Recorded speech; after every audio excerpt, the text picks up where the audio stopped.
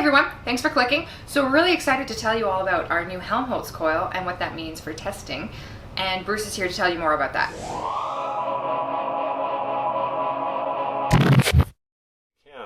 So during the development phase of any new product, we have to have a way to accurately test the circuits that we're building.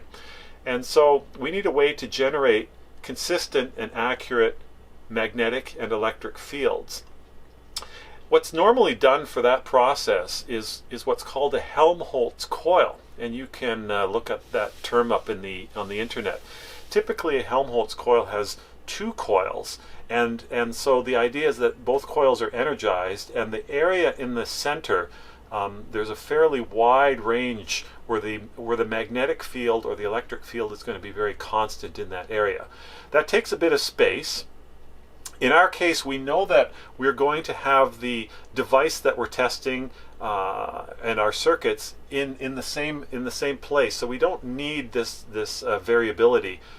Space variability. So we're actually looking at here is half a Helmholtz coil, one active coil portion of it, and we've cut out a center hole and a mount here as the testing point. Now during the calibration of this meter, we're using Gigahertz Solutions NFA 1000, and this particular meter goes from 5 Hertz to 1 megahertz.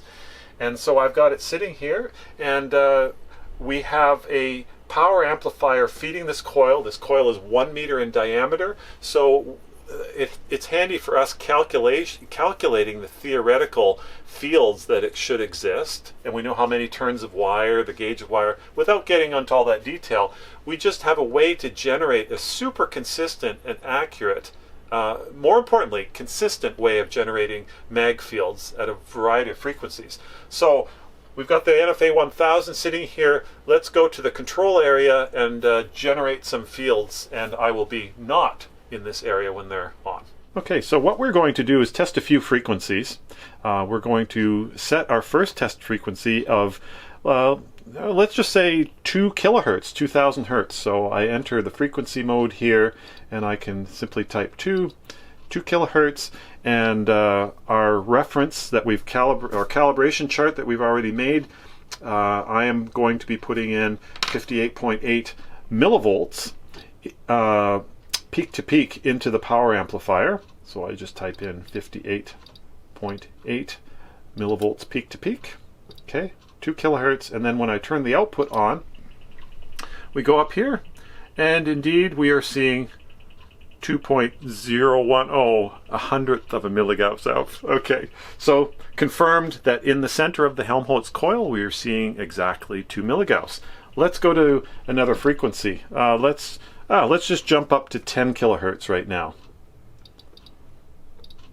10 kilohertz. At that frequency, I look from my calibration chart, 246 millivolts peak to peak. Okay. And again, we're sending a sine wave into this. So 10 kilohertz output, go up here, bingo.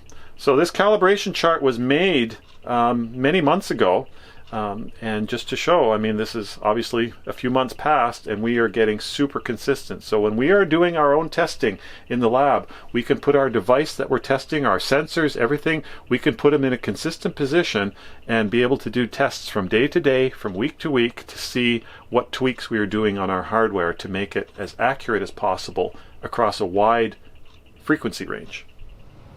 Thanks for sticking with us. Hope you enjoyed that. Don't forget to click and subscribe and leave some comments below. Let us know what you think.